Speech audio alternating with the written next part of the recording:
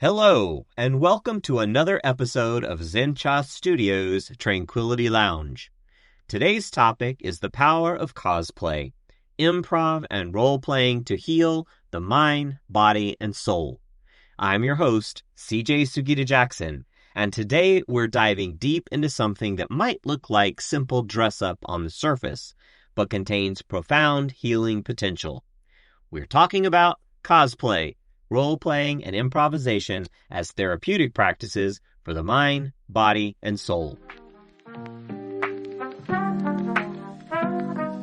Step into the moment, let the world slow down. Yeah. Take a deep breath, feel your feet on the ground. A cup of calm, a sip of peace. Let the worries of the day just start to release. Yeah. Mind, body, spirit in perfect flow. Sip by sip, let the good vibes grow. TranquiliTea Lounge, where the soul unwinds. A taste of wellness, one steep at a time. From herbal blends to mindful days. Find your balance in the warm. Welcome to ZenCha Studios TranquiliTea Lounge, the podcast, where ancient wisdom meets modern wellness. Join your host, CJ Sugita-Jackson, for daily rituals, holistic insights, and naturopathic strategies to nourish your body, mind, and spirit. So, steep your favorite brew, and let's begin one sip at a time. I've been fascinated by this intersection of play and healing for years, both as a participant and as someone who's witnessed remarkable transformations in others. Whether you're a veteran cosplayer with a closet full of wigs and armor, a tabletop gamer who lives for your weekly D&D sessions, or someone who's simply curious about why adults spend time and money to become fictional characters, this episode might just change how you think about the power of play in our lives. Let me start by painting a picture for you. Imagine walking through a massive convention center during a Comic-Con or an anime convention. Around you are thousands of people who've transformed themselves. A woman with intricately crafted fairy wings spreads them wide as photographers gather. A group of friends dressed as different incarnations of Doctor Who debate timeline inconsistencies with passion and good humor. A shy teenager, normally bullied at school, stands tall in a full Witcher armor, accepting compliments on craftsmanship with growing confidence. I remember my first convention experience. I was overwhelmed by the color, the creativity, but most of all by the palpable joy. People who might struggle to make eye contact in their everyday lives were posing dramatically for photos. People whose bodies didn't match conventional beauty standards were celebrated for their creative expression. Something magical was happening here. Something beyond entertainment. And that's when I began to wonder, what happens to us psychologically and emotionally when we step into someone else's shoes, or boots, or a rocket-powered exoskeleton? Where the soul unwinds. A taste of wellness, one steep at a time. From herbal blends to mindful days. Find your balance in the warm sun rays. Before we go further, let's clarify what we're talking about. When most people hear cosplay, they might think of elaborate costumes at Comic-Con or anime conventions, but there's so much more to it. The term cosplay, a blend of costume and play, emerged from Japan in the 1980s, but the practice of embodying characters is ancient and universal. Cosplay involves not just wearing a costume, but inhabiting a character's persona, their mannerisms, voice, attitudes, and sometimes their entire backstory. Role-playing expands this into interactive storytelling, where multiple people create narratives together. This could be in a tabletop RPG like Dungeons & Dragons, a live-action role-play event where you're physically acting out your character's actions, or improvisational theater, where stories emerge spontaneously. The key element linking all of these practices is what psychologists call embodied imagination, using your physical body as a vehicle for experiencing alternative realities and identities. I've spoken with countless cosplayers over the years, and one description has always stuck with me. A veteran cosplayer told me, cosplay is like the most immersive form of reading a book, or watching a movie instead of just experiencing a story you became part of it. For them, putting on their first costume, a hastily assembled Spider-Man outfit made from a red hoodie and blue sweatpants, was revolutionary. They stood taller, they made jokes, they took photos with strangers. For someone who's used to panic attacks in social situations, this was life-changing. And here's the secret that many cosplayers discover. The qualities they embody while in costume, bravery, confidence, compassion, strength, were inside of them all along. The costume just helped them access these parts of themselves. The concept of healing through adopting different personas isn't new. Throughout human history, cultures worldwide have used masks, costumes, and role-playing in healing rituals. Native American healing ceremonies often involve medicine people taking on the aspects of animal spirits. In ancient Greek theaters, where drama therapy has its roots, performances of tragedy were considered cathartic, emotionally cleansing. Japanese theater, African masquerade traditions, shamanic practices across Siberia and the Americas, all involve the transformative power of becoming someone or something else to access healing, wisdom, or spiritual connection. What we're seeing in modern cosplay and role-playing communities is a secular, democratized version of these practices.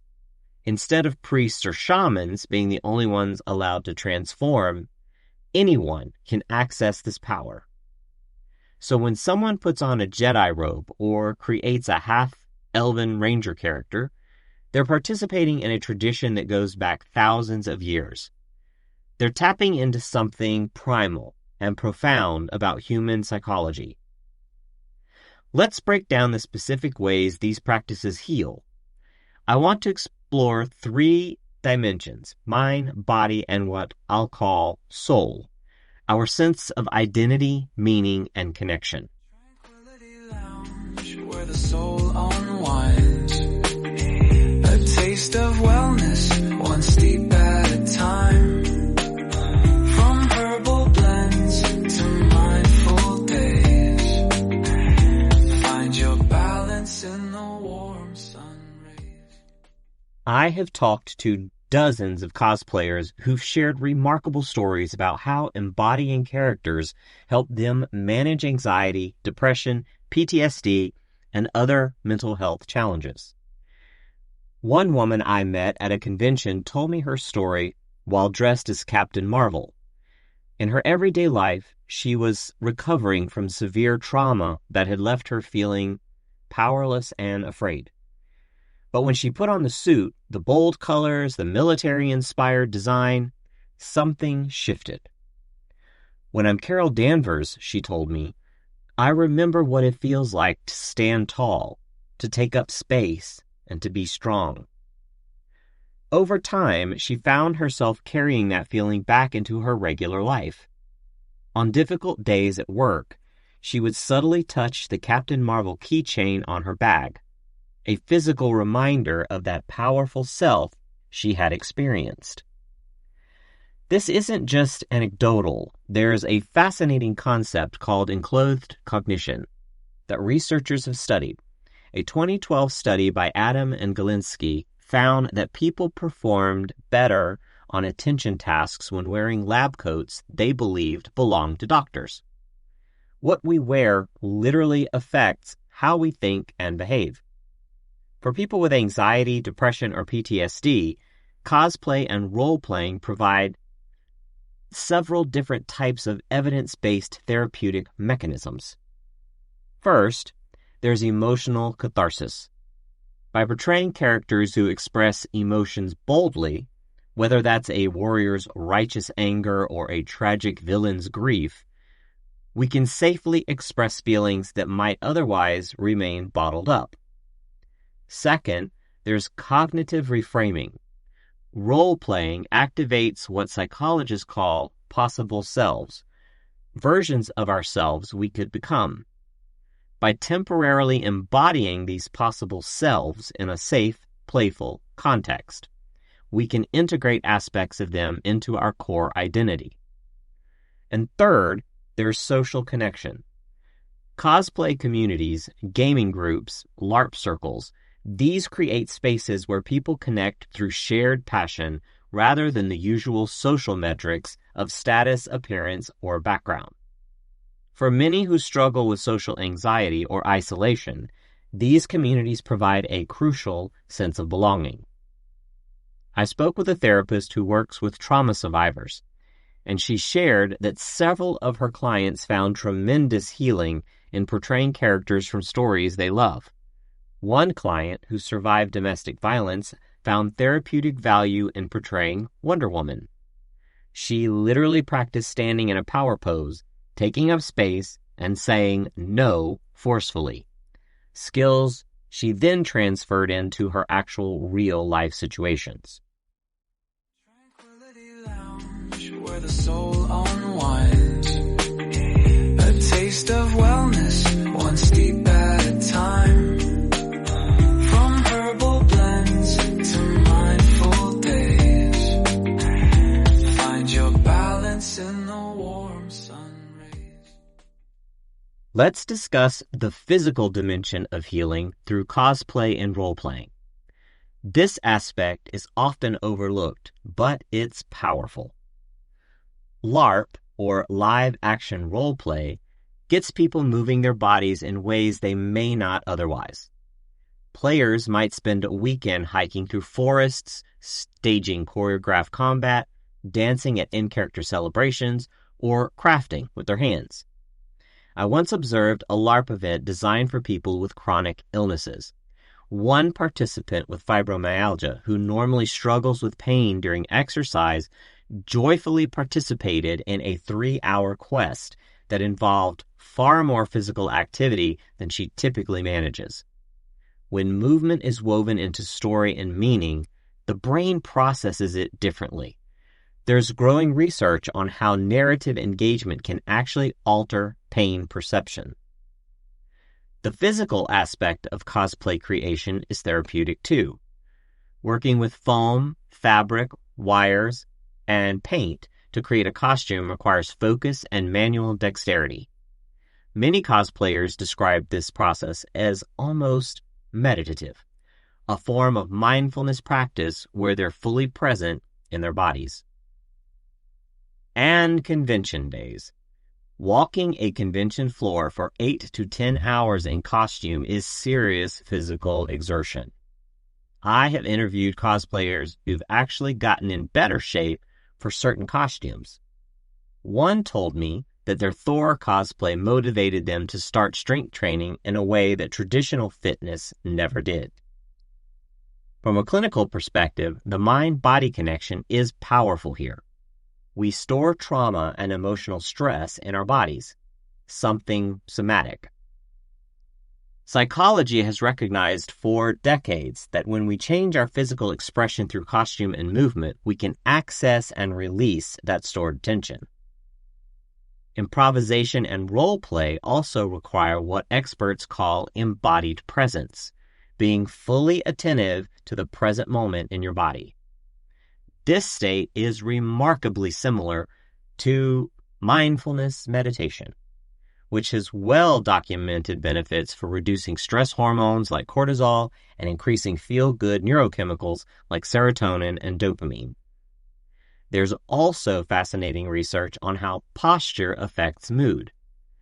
Amy Cuddy's work on power posing suggests that adopting expansive, confident postures, even briefly, can reduce a cortisol and increase testosterone, affecting how confident we feel. When someone cosplays a powerful character and adapts their stance and movements, they're essentially doing an extended power pose. TranquiliTea Lounge, where the soul unwinds. A taste of wellness, one steep at a time. From herbal blends to mindful days. Find your balance in the warm sun rays. Now, we've talked about mind and body. Now let's explore the soul aspect of healing through cosplay and role-playing. When I refer to soul healing, I'm talking about our deepest sense of identity and purpose. Cosplay and role-playing let us explore archetypal aspects of ourselves: the hero, the trickster, the sage, the caregiver. That psychologist Carl Jung would say connect us to the collective unconscious. This kind of identity play is especially powerful during life transitions or for people who feel stuck in limiting narratives about themselves. I've interviewed cancer survivors who used role-playing to reconnect with parts of their identity beyond patient. The ability to try on different versions of yourself in a playful, low-stakes environment can help integrate fragmented aspects of identity. One cosplayer shared with me that before discovering cosplay, they had a very narrow self-concept: anxious person who's good with computers. Cosplay expanded who they could be, and it wasn't just about the powerful characters. Some of their most healing experiences came from cosplaying vulnerable characters who showed emotional depth. They told me that cosplaying Zuko from Avatar: The Last Airbender let them explore themes of redemption and transformation that paralleled their own journey. There was something about physically embodying his scar, which they created with makeup, that helped them accept their own emotional scars. In LARP communities, participants often describe experiencing what game designers call a magic circle, a space where the ordinary rules of reality are temporarily suspended and new possibilities emerge. Inside that circle, people access parts of themselves they've forgotten or never even knew existed.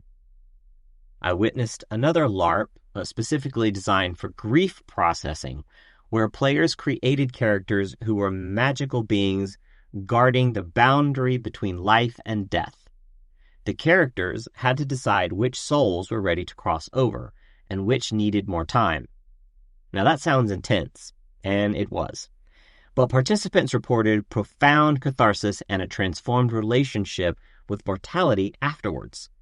Some said it helped them process grief in ways years of conventional therapy had not.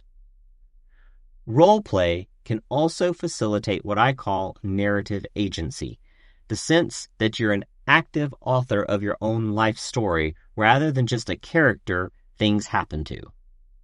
For people who've experienced trauma, which often destroys that sense of agency, reclaiming narrative control, even in a fictional context, can be soul restoring. TranquiliTea Lounge, where the soul unwinds. A taste of wellness, one steep at a time. From herbal blends to mindful days. Find your balance in the warm sun rays. Something else I've observed at conventions is the incredible diversity of body types, ages, genders, and abilities represented in cosplay. There seems to be a radical acceptance that anyone can embody any character. This aspect relates directly to healing too. While there are unfortunately still some instances of gatekeeping, there's a growing ethos in the cosplay community that character embodiment isn't about physical resemblance, but about capturing essence and spirit. I've seen wheelchair users create amazing adaptive cosplays of traditionally able-bodied characters. I've seen 70-year-old Captain Americas and 4-foot-tall Thors. This cosplay is for everyone. Attitude creates a healing space where people can express aspects of themselves without the usual societal limitations. I've interviewed a Latino cosplayer who regularly portrays characters who are often depicted as white in media. He shared the profound impact of hearing, "You're my Spider-Man," from Latino kids at conventions. Representation matters, and cosplay lets us create the representation we need. Many LARP designers are now creating worlds where diversity is baked into the setting. In sci-fi campaigns, for instance, body modification might be commonplace, and beings can change their physical form.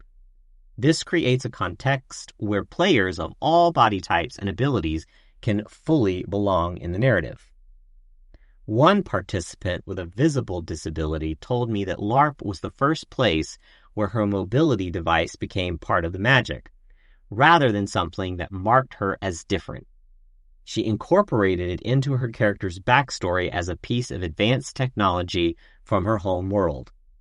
That kind of creative integration can be profoundly healing for people whose bodies are often othered in mainstream spaces. Now, what about the science supporting these healing effects? The research is growing rapidly in this area, and it's fascinating. Beyond the enclosed cognition study I mentioned earlier, there is substantial evidence from fields of drama therapy, narrative therapy, and play therapy that supports the mechanisms at work in cosplay and role-playing. Jacob Marino developed psychodrama in the 1940s, a therapeutic approach where clients not only had emotional situations to gain insight and practice new behaviors, but modern studies have shown its effectiveness for trauma processing, addiction recovery, and relationship issues.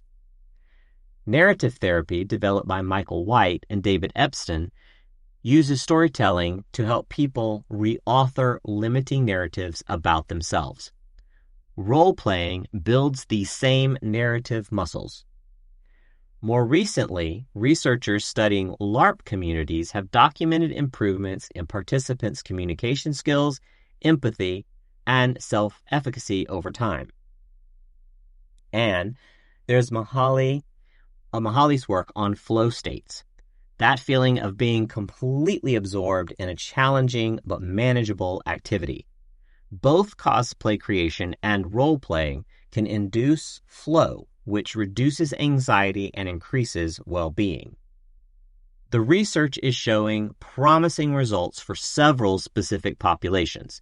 People with autism spectrum conditions are often benefiting from clear social scripts and structural interaction that role-playing games provide.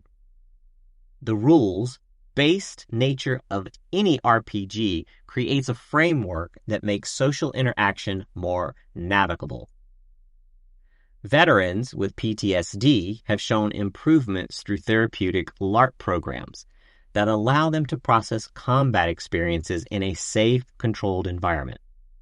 Similarly, survivors of domestic violence and sexual assault can reclaim agency through embodying powerful characters.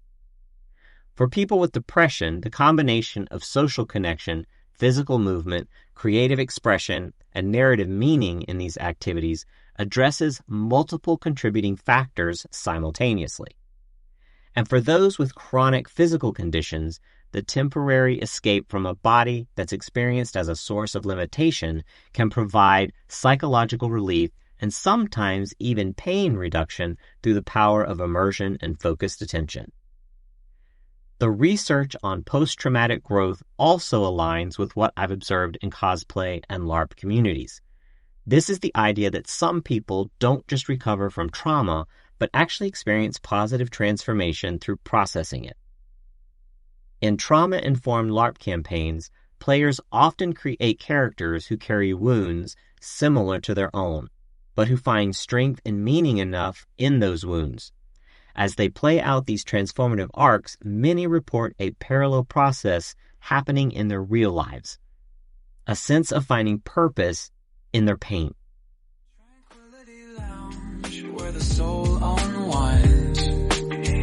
A taste of wellness, one steep at a time.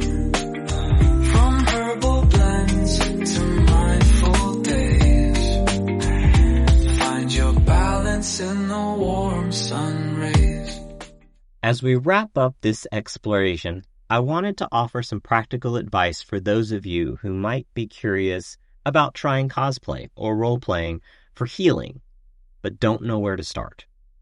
First, start small and give yourself permission to be imperfect. Your first cosplay could be as simple as clothes from your closet, plus some distinctive accessory that marks the character. You don't need an elaborate costume to begin experiencing the benefits. Choose a character that resonates with you emotionally, not just one you visually resemble. Ask yourself, what quality in this character do I want to explore or develop in myself? Is it their courage, their compassion, their clever problem-solving? Let that guide your choices. Find community. Online spaces like Reddit's cosplay are surprisingly supportive for beginners. Local comic shops often host game nights where you can try tabletop RPGs in a low-pressure environment. Many cities have theater groups that offer improv classes designed for beginners. If you're approaching this specifically for healing purposes, consider what emotional distance you need from your real-life struggles. Sometimes it's therapeutic to play a character facing similar challenges, but other times you might need to explore completely different territory. Trust your own intuition here. Remember that you can always step out of character if things become overwhelming. Good LARP and tabletop RPG facilitators create safety mechanics like the X card that allow players to signal when content is hitting too close to home. From a therapeutic perspective, I'd recommend setting some intention for your exploration. Are you looking to build confidence, process grief, develop better boundaries? Having a loose goal can help you choose characters and scenarios that serve your healing. I also suggest journaling about your experiences afterwards. Reflection helps integrate insights from roleplay into your everyday identity. And don't dismiss simple forms of roleplay. Even something as basic as speaking to yourself in a mirror as a compassionate character when you're struggling can activate these healing mechanisms too. TranquiliTea Lounge, where the soul unwinds. A taste of wellness, one steep at a time. From herbal blends to mindful days. Find your balance in the warm sun rays. If you're dealing with significant trauma or mental health challenges, consider finding a therapist who incorporates creative or expressive approaches. Some therapists actually use elements of roleplay and character work in clinical settings. These practices matter because they expand what's possible. In a society that constantly tells us who we are and what we can be based on our demographics, histories, or bodies, roleplay declares that we contain multitudes. When we glimpse ourselves through the lens of imagination, we often discover strengths and possibilities we couldn't see before. Cosplay and role-playing give us permission to be brave before we feel brave, to be social before we feel social, to take up space before we feel worthy of space. Sometimes we need to borrow courage from fictional characters before we recognize it in ourselves. Healing often starts with pretending to be whole until we realize we actually are.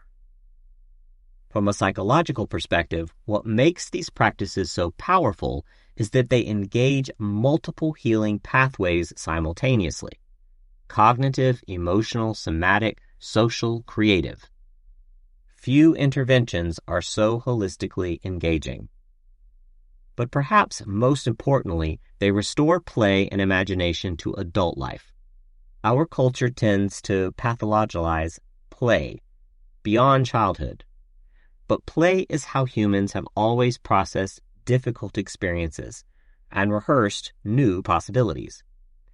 In reclaiming that playful spirit through cosplay and role-playing, we're actually reconnecting with an ancient, vital aspect of human healing. To those of you who might be struggling with mental health challenges, physical limitations, or soul-deep questions of identity and purpose, perhaps there's a healing to be found in the transformative magic of becoming someone else for a while. After all, sometimes the most direct path to becoming our truest selves runs straight through our bounds of make-believe. Thank you for joining CJ in today's episode of ZenCha Studios TranquiliTea Lounge podcast. Connect with our ZenCha Studios community on Facebook, Blue Sky, LinkedIn, YouTube, or on our website. The information in this episode is not meant to be used as medical advice. Please seek professional guidance with your health needs.